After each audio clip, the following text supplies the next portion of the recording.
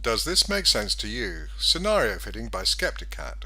Part 12, Project Fear, narrated by Andrew Mather. Media manipulation. Action if acting in the interest of the population. Call out media manipulation. Temper media-generated hysteria as much as possible. Provide factual information. Call out and reprimand blatant media lies. UK government action. Use media to manipulate the public.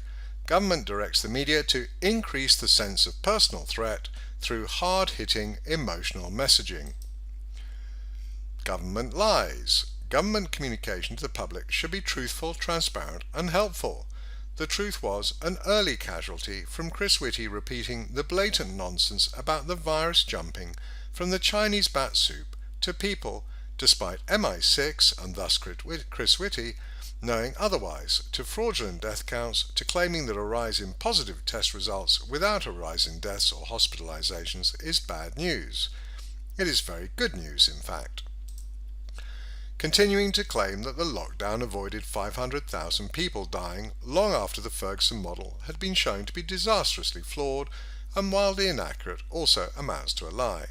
And frankly, the entire premise that an illness with the mortality rate of the flu requires any government response other than a bit of resource planning and advising people to keep their immune system strong and wash their hands is fundamentally a lie. Obfuscation and biased representation of the facts also amounts to dishonesty. A lot of information was kept from the public, that the average age of those who died is above life expectancy, that very few people without a pre-existing condition have died. Even the very old usually survived the virus if they were otherwise healthy, that top politicians have been receiving hydroxychloroquine prophylactically, and that the lockdown has been already accused of a lot of deaths, and so on, lying by omission. Transparency about the facts, data, rationale and considerations behind government's decisions has been lacking. Even though the government's decisions have devastated people's lives and caused many deaths, the government never explained the logic of those decisions, never invited or even allowed public scrutiny and debate. A lot of the decisions bypassed Parliament. Those that didn't, such as the Coronavirus Act 2020, contain some shocking provisions. Once someone is declared to have COVID, and as the tests are highly unreliable, this may be on the basis of not very much, they can be isolated, and when they die the coffin is sealed. Relatives will never see their loved one, dead or alive, and frankly cannot ascertain how they died. The opportunity for abuse here is tremendous. Or legislation passed that gives public health officers the powers to remove any person that they suspect may be infectious. Suspect is defined so broadly it can be anyone. Remove is to a place that they think suitable, and the time period is 14 days. However, the officer may extend the period for a further specified period, i.e. open-ended.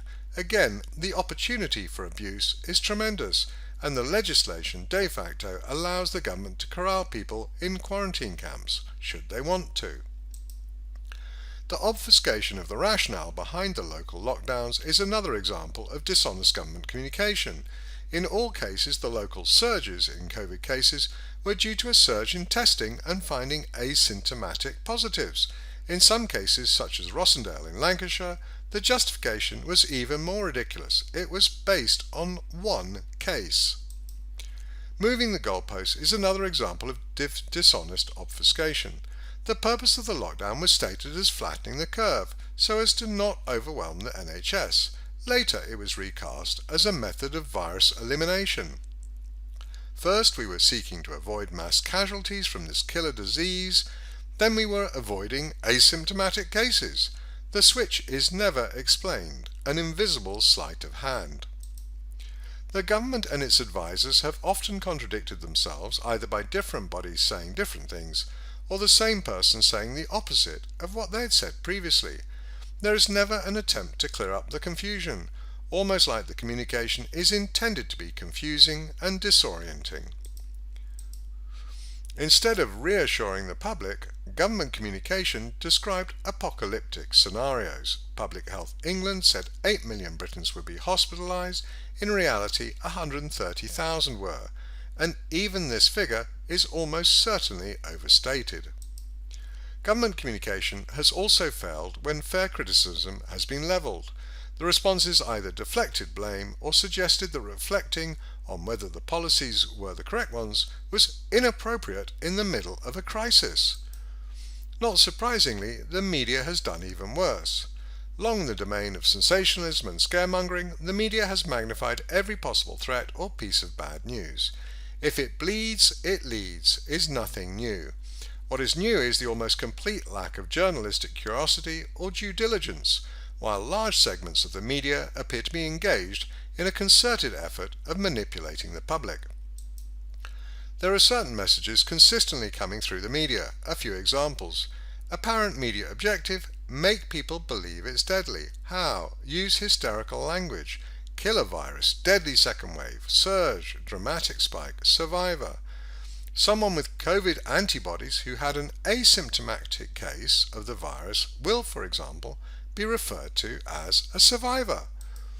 Apparent media objective: make people believe the threat is enormous. How? Refer to forecasts that predict very large numbers dying and hospitalized, even when the forecasts have been proven to have no veracity. Avoid all contexts, such as that the COVID death count, even when grossly inflated, still doesn't amount to more than a bad flu season.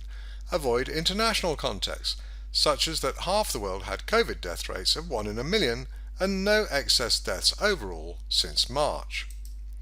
Apparent media objective: make people believe they're at higher risk.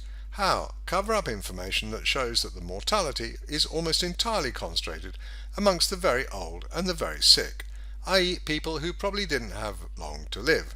Bring fraudulent examples of young and healthy people dying. Apparent media objective: make people believe that children are at risk. How? Print fraudulent stories of healthy children dying of COVID. Connect COVID without any proof to other serious illnesses affecting children. Cover up the fact that statistically children are 3 to 4 times more likely to be struck by lightning than to die of coronavirus.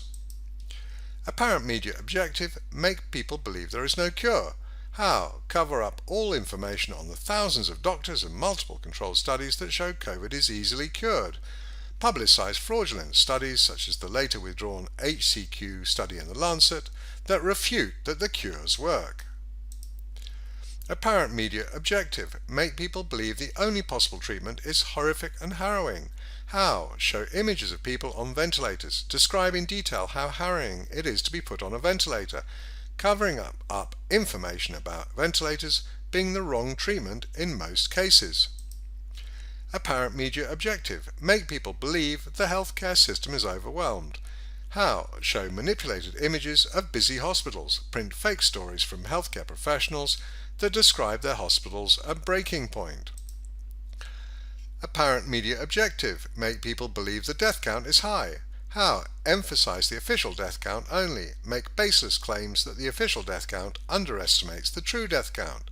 Cover up information on the many ways the COVID death count is manipulated to make it look much larger than it is. Apparent media objective: make people believe the measures are saving lives instead of costing lives. How? Downplay information on how many deaths the lockdowns cost. Downplay information on how many deaths the government-specific measures cost, such as sending COVID-infected patients into care homes or stopping life-saving treatments. Apparent media objective: make people believe finding asymptomatic people is a threat to public health instead of good news. How? Even though finding a lot of asymptomatic positives, while very few deaths or hospitalizations occur, means that the disease is not very dangerous at all, and also that we are close to herd immunity, nevertheless describe these cases as dangerous surges, refer to healthy people as something to be feared and avoided, spreaders. Apparent media objective: make people believe the virus is highly contagious. How? Cover up controlled studies that show asymptomatic spread almost never occurs, or that touching surfaces does not tend to spread the virus. Instead, describe every possible body part, eyes, long hair, etc., and every normal activity as something highly dangerous. Apparent media objective: make people believe the threat is ready to bounce again, even when the virus is all but gone. How? Instead of reporting the truth that hardly any hospitalizations or deaths are occurring, keep talking about the looming threat, based on neither facts nor data. Apparent media objective: make people believe they have to sacrifice everything for protecting the public. How? Keep equating certain behaviours with virtue, such as clapping for the NHS, even though the NHS as good as stopped treating non-COVID patients, or wearing masks and even gloves, even though there is very little proof that they help and much evidence that they cause harm. Encourage the public to abuse those not following the nonsensical rules. Apparent media objective: make people believe there is no other way to deal with the virus. How? Every time the threat of the virus is mentioned, immediately jump to the inevitable solution of lockdowns, isolation measures, quarantines, even though not only is there no evidence that these measures work, there are other measures that could be considered that would almost certainly be more effective. Apparent media objective: make people believe that anybody questioning the government's narrative and actions is crazy and dangerous. Demonize everyone who questions or criticize. Describe them as threats to the public. Draw parallels between these people not following the nonsensical rules and those with mental illness. The media is creating panic and hiding information that contradicts the narrative of fear.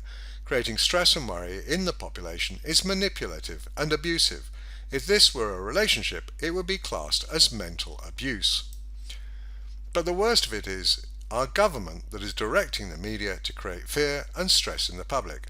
SAGE's input for meeting number 8 on 23rd March included numerous recommendations to use the media, including to increase the sense of personal threat, because there are people who do not feel sufficiently threatened. These complacent people should be targeted with hard-hitting emotional messaging.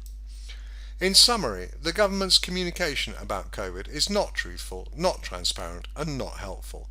The media are clearly engaged in a concerted effort to create panic and hysteria. And not only is the government not trying to curtail the media's excesses, our government is abusing the population by directing the media to manipulate the public into fear and panic. Sceptikat says this makes no sense. Join us for part 13, Preventing Herd Immunity. Thank you for watching. You can reach me, Kat Sceptikat, at sceptikat@peerlessreads.com, Andrew and Kat see it, or privately at kat@sceptikat.com.